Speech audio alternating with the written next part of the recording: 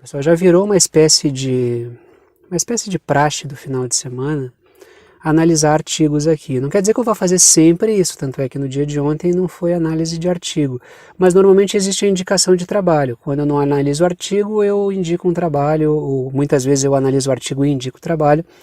No caso de hoje não é indicação de um trabalho, até porque esse trabalho já está super indicado pelos interesses transnacionais, eles são os próprios interesses transnacionais. É a leitura crítica de um artigo produzido pelo Council on Foreign Relations, tá? É o meu melhor inglês aí que eu consigo oferecer para vocês. Então, assim, logicamente já falei para vocês que os meus elementos de inglês são muito parcos. Compreendo, lendo algumas coisas eu compreendo algo do inglês, né? Consigo me virar um pouco, mas falar e escrever... Olha, é uma coisa muito, muito complicada, mas enfim, né? Então, um artigo do Council on Foreign Relations, que é o think tank que serve de lastro para a revista Foreign Affairs, que é uma revista sobre geopolítica. Esse Council on Foreign Relations ele produz sobretudo conteúdo sobre geopolítica, mas por uma perspectiva sobretudo atlanticista, então uma perspectiva do atlanticismo. Já discutimos aqui no canal a origem histórica desse think tank aí. Ele é um think tank de origem britânica, que atua muito dentro dos Estados Unidos. Então a gente discutiu aqui no canal, acho que faz o quê? Umas 2, 3 semanas? O tempo passa rápido pra caramba, então não, acho que já faz um mês, 3 semanas, 2 semanas, bom, enfim. Já discutimos aqui no canal sobre o Instituto Rhodes, lá do Cecil Rhodes, que era o grande magnata, oligarca que explorou extensamente o continente africano, sobretudo a porção sul da África, e para a sobrevivência dos ideais e das propostas e das plataformas e dos métodos e dos interesses das oligarquias britânicas no mundo inteiro, foram criadas ferramentas de continuidade ideológica, de produção de lideranças políticas e empresariais que consigam atuar nos mais variados países, mantendo a proposta dos oligarcas britânicos que têm seus interesses no mundo inteiro. E dentre uma das propostas desses oligarcas britânicos, um dos braços desse pessoal é esse think tank que eu vou discutir o artigo dele na análise de hoje. E este artigo está produzindo uma reflexão barra pressão, porque na verdade esse pessoal produz análises e já envia recados, que é o que eu sempre discuto aqui no canal. Não é só uma análise. Quando esses caras fazem uma análise, eles disseminam uma ideia. Não é só aquela coisa assim, eu vou ver como é que está o cenário e vou tentar discutir. Isso é a minha proposta aqui no canal. Eu não tenho poder nenhum como capelete da sopa que eu sou, então eu faço uma análise e proponho para vocês, olha, essa é a análise que eu estou fazendo, uma análise a partir do que está acontecendo. Agora, esses caras, eles têm uma maquinaria tão grande em torno deles de poder que eles fazem uma análise já sugerindo um processo. Quem for ler esse artigo vai perceber isso. Sempre que eu faço assim, qual é o processual para vocês conseguirem se encontrar direitinho? Faço um vídeo, posto nas plataformas de vídeo que eu utilizo, que é aqui o YouTube, o Rumble, ou o Rumble, para quem quer procurar aí, ou o Odysee. Então coloco nessas 3 plataformas, depois extraio o áudio, coloco no Telegram um pouquinho depois, então isso leva alguns minutos. E também redijo um texto, daí isso leva um pouquinho mais de tempo, porque eu tenho que redigir o texto. E no texto que eu posto no blog do Verdade Concreta, chamo de blog sem nenhum problema, porque vejo mais conteúdo interessante em blog do que na mídia corporativa, o que é um padrão, né? O trabalho alternativo sempre foi, seja no período da rádio pirata, do jornalzinho feito no mimeógrafo, sempre foi mais interessante o trabalho alternativo do que o trabalho da mídia corporativa, seja ela televisiva, radiofônica ou impressa. Então eu chamo de blog sem nenhum problema, né? Não tem problema nenhum. É o blog do Verdade Concreta. E posto no blog do Verdade Concreta, que é a página de textos, onde eu deixo lá, tem o texto do dia e o link para vocês acessarem esse artigo. Peço que leiam, sempre peço que leiam. Leiam, mas tomem cuidado para não tomar pelo valor de face, que é aquele risco que se corre, né? Eu não estou indicando o artigo para ele ser lido e apoiado. Agora, se tu quiser, apoie, tudo bem, cada cabeça uma sentença. Agora, eu indico para que vocês leiam e extraiam daquele artigo compreensões críticas, sabendo qual é a mensagem que está sendo passada ali. E neste artigo produzido por esse think tank ligado aos oligarcas britânicos, historicamente falando, hoje são aquela coisa, eu chamo de oligarquia transnacional porque esses caras não têm pátria. Eles utilizam estados como braços. Eles podem ser sediados no estado e utilizar amplamente os interesses daquele estado para os seus interesses. Mas eles não têm aquele vínculo territorial com a população, não têm um carinho. As oligarquias britânicas, elas têm interesses no mundo inteiro, têm investimentos no mundo inteiro. A pátria delas é o dinheiro, não é o solo britânico, a língua inglesa, não tem nada a ver com isso. Então, as oligarquias norte-americanas arrancam o couro do povo norte-americano como arrancam o couro do povo no mundo inteiro. Então, esses caras não têm nacionalidade, eles são transnacionais. O interesse deles está diluído no mundo inteiro. Onde dá para ganhar dinheiro, eles estão lá. Quando eles vestem a camisa do nacionalismo, é só para enrolar a trouxa. Na verdade, existe gente ligada a esses interesses vendendo que é nacionalista, mas ali é um nacionalismo oco, na verdade.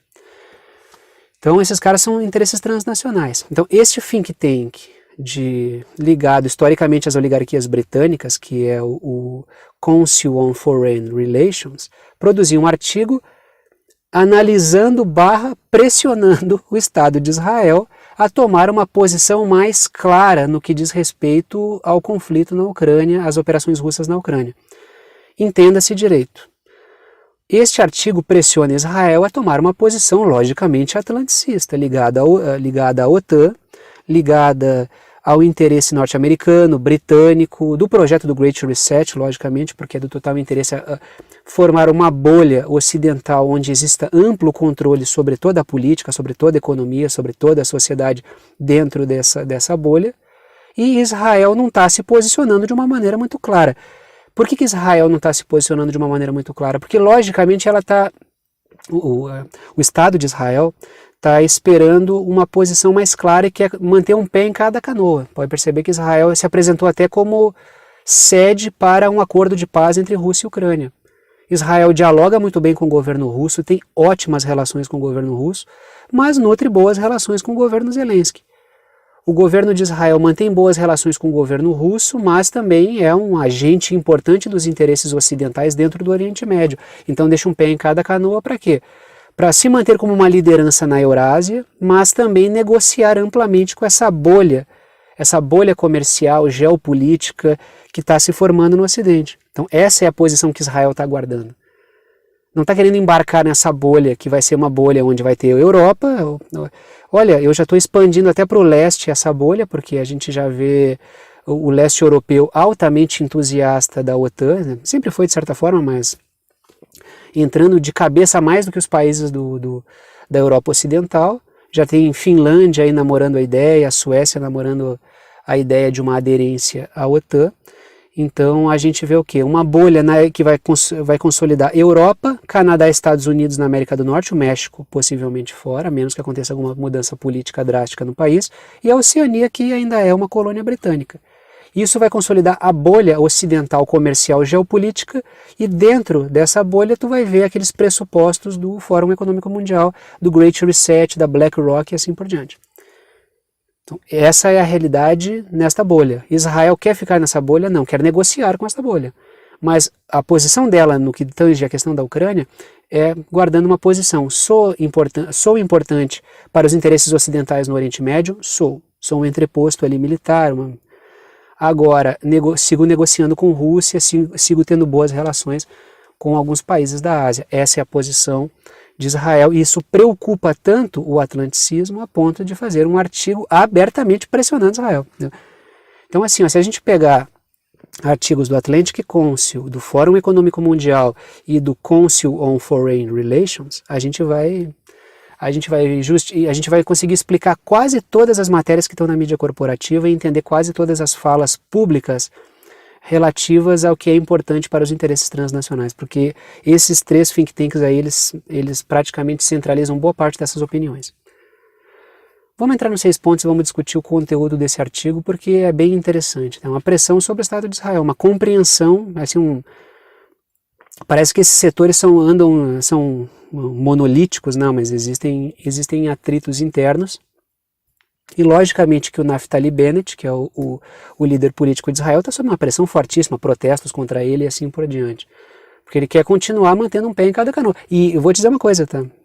Sempre que eu falo esse tipo de coisa, aparece alguém xingando, né? Quando eu fiz uma análise sobre a substituição do Netanyahu pelo Naftali Bennett, eu falei o quê? Vai aumentar a tensão com os palestinos, a coisa vai piorar. Com o Netanyahu a coisa não estava tão ruim quanto pode ficar. Teve gente me xingando, tu é sionista, tu é defensor de Israel, tu é direita conservadora, tu defende o... Não sou da direita conservadora, só estou dizendo uma coisa evidente. Tanto é que entrou o Naftali Bennett e a coisa piorou muito, tá terrível a situação de Israel com os palestinos com o Naftali Bennett. Muito pior do que era com o Netanyahu. Mas vou dizer uma coisa, a posição de Israel é absolutamente correta. Como nação soberana, a posição de Israel está absolutamente correta. Por isso que existe uma carga sobre o Naftali Bennett, para que ele tome uma posição a favor do governo Zelensky, a favor da OTAN. Então é preciso observar isso. Critiquei o Naftali Bennett lá atrás, não sou nenhum entusiasta do Naftali Bennett também, tá? Que é incrível, o tempo vai passando e os caras, defendeu o Netanyahu, agora defende o Naftali Bennett. Não.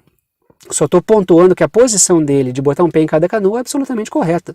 Assim como eu espero que o Brasil siga negociando com o Ocidente, não embarque na bolha ocidental, logicamente, e continue negociando com a Eurásia. Mantenha uma posição soberana no meio desse processo, fortaleça os BRICS, se fortaleça com isso, essa é a minha posição aqui. Estou filiado ao Naftali Bennett, ao Netanyahu, ao Trump, ao Bolsonaro, ao Lula, não filiado a ninguém, só estou fazendo uma observação geopolítica conforme o que eu penso que seja importante e interessante ser feito. Vamos entrar nos 6 pontos agora e vamos discutir esse artigo então. Primeiro ponto. O artigo traça paralelos entre a história de Israel e o conflito na Ucrânia. Assim, o artigo ele não fala isso, ele não cita isso publicamente, não publicamente não, explicitamente, não deixa explícito isso. Mas ele deixa isso implícito logo no início. Ali eu acho que no subtítulo aparece assim, países que estão... O processo na Ucrânia rememora momentos históricos de Israel. Cara, isso é traçar um paralelo entre o que acontece na Ucrânia hoje e o Holocausto. Isso é um absurdo completo. E não só historicamente falando, já que forças ultranacionalistas ucranianas agiram junto com o Hitler para trucidar judeus na Ucrânia, o que já é um absurdo completo, porque o que essas forças ultranacionalistas eram naquele momento, os grupos que apoiam os Zelensky são hoje. Embora o Zelensky seja um cara que faça propaganda de eu posso falar sobre o Holocausto porque eu sou judeu, o Zelensky faça propaganda, mas ele está ligado a grupos neonazis na Ucrânia. Grupos que fazem marchas aos finais de semana com cartazes, com fotos de caras que colaboraram com o nazismo na Segunda Guerra Mundial. Então o artigo ele deixa implícito por quê? Porque nem o povo de Israel gosta dessa comparação. O Zelensky foi tentar fazer essa comparação em Israel e foi super criticado para pressionar o parlamento de Israel a apoiar abertamente a Ucrânia, foi super criticado por parlamentares israelenses. Não é o tipo de comparação que se faça, mas o artigo deixa implícito, até porque tu consegue traçar um paralelo entre o Putin e o Hitler. Então, existe essa tentativa no artigo. Ela está escondida, mas observem, tá? Segundo ponto. O artigo critica abertamente a política opaca, a expressão do próprio artigo, de Naftali Bennett de não crítica em relação à Rússia. Aí tem a pressão do Zelensky, que falou o Zelensky assim, ele faz uma espécie de tour virtual, pressionando parlamentos do mundo inteiro. Olha, se tu não for, tu vai virar as costas pro povo ucraniano que está morrendo.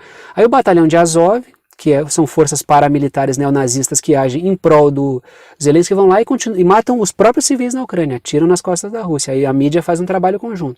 Olha, a Rússia está matando, quem não apoiar a Ucrânia está apoiando o assassinato, está contra a humanidade e assim por diante. Então o Zelensky já pressionou Israel, o governo Biden já pressionou Israel. Terceiro ponto. O artigo destaca protestos no país contra a conduta de neutralidade de Bennett. Repito, o artigo destaca os protestos que estão acontecendo em Israel contra a conduta de neutralidade do Naftali Bennett. Já falei aqui no canal suspeitas de que esses protestos estejam sendo alavancados pelos próprios interesses estrangeiros para pressionar o governo de Israel a tomar uma certa conduta mais a favor da OTAN, mais abertamente contra a Rússia, para afastar Israel da órbita da Rússia, das boas relações históricas que tem com a Rússia. O grande problema é qual? O Netanyahu está estimulando esses protestos. Por quê? Porque ele é um cara da oposição, logicamente que ele vai fazer isso. Só que se trocar o Naftali Bennett pelo o Netanyahu também é um cara, a menos que ele incorpore, até porque ele é um político muito pragmático, o Netanyahu ele é um cara bem fisiológico, a menos que ele mude a posição dele, o que eu acho, dadas as circunstâncias, muito difícil, o Netanyahu também é um cara que tem ótimas relações com Vladimir Putin. Não à toa, eu acho que inclusive na campanha, eu acho que até aparece isso no artigo, o Netanyahu fez campanha utilizando o Putin nas imagens de campanha. Então, se tu trocar o Naftali Bennett pelo Netanyahu, vai trocar 6 por meia dúzia, porque o regime político de Israel entende, de uma maneira genérica, creio eu, de que manter boas relações com a Rússia é importante. Por quê? Porque tu equilibra as relações, tu consegue manter uma sobrevivência, tu reduz um conjunto de tensões tendo boas relações com a Rússia. E sempre relembro, né, a União Soviética votou a favor da criação do Estado de Israel. Então, claro, ali ao longo da Guerra Fria tu teve muito percalço no meio do caminho, mas o saldo das relações de Israel com os russos é um saldo positivo, Então, seria abalar relações históricas, tá? Até para quebrar um pouco aquela coisa de Ocidente com Israel contra um bloco eurasiano. Não é bem assim que a coisa funciona exatamente. Quarto ponto. O artigo afirma que Israel vê a Rússia como um agente importante dentro da Síria. Repito, quarto ponto. O artigo afirma que Israel vê a Rússia como um agente importante dentro do conflito na Síria. Por quê? Porque uma outra força que atua dentro da Síria porque a Síria é palco de disputa. Então o governo sírio recebe o auxílio estratégico da Rússia e auxílio estratégico do Irã. E Israel, logicamente, promove ataques contra a Síria em algumas regiões específicas. Se a Rússia sair dali, sai uma espécie de ponto de equilíbrio na rivalidade Irã-Israel. Então, Israel e Irã guardam uma rivalidade muito grande, isso se manifesta dentro do território sírio, dentro do conflito dentro da Síria, e a Rússia equilibra esse processo, porque a Rússia tem boas relações com o Irã e tem boas relações com Israel. Então é um bom mediador. Se a Rússia retirar simplesmente sair, o que é muito difícil, porque a Rússia tem interesses históricos dentro da Síria, ela tem interesses militares dentro da Síria desde muito tempo, né? Volta décadas aí na história, a Rússia já tem uma relação com a Síria. Eu estou só tratando de uma coisa que seria basicamente impossível na geopolítica.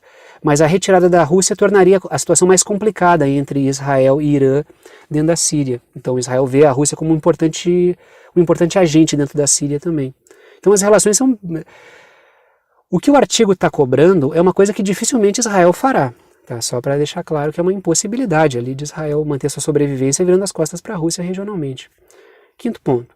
A presença de 1,2 milhão de judeus de língua russa dentro do Estado de Israel também pesa. Por quê? Porque uma posição anti-russa vai fazer com que essa porção da sociedade dentro de Israel não fique muito satisfeita. Então existe um peso político. Pesquisem a população de Israel e coloquem 1,2 milhão dentro dessa realidade que vocês vão ver que é um contingente. Israel não é um país com uma população gigantesca. Então vai perceber que 1,2 milhão dentro da população de Israel é um contingente bem grande populacional. Tá? Sexto ponto. O artigo destaca...